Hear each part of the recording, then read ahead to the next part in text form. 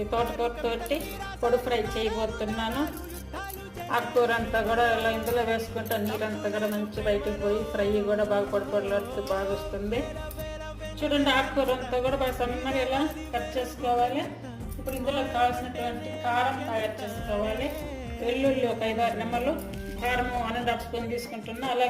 అలాగే టేస్ట్ సరిపడా సాల్ట్. ఇప్పుడు కట్ చేసుకున్నటువంటి ఆకుకూర ఇందులో వేసుకోవాలి. ఇందులో కొంచెం సాల్ట్ వేసుకోవాలి.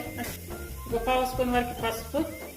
ఆయిల్ కూడా ఏమి వేయకుండా ఓన్లీ పసుపు, సాల్ట్ మాత్రమే వేసి ఫ్రై చేసుకోవాలి. 1.5 టేబుల్ స్పూన్ ఆయిల్ వేసుకోవాలి.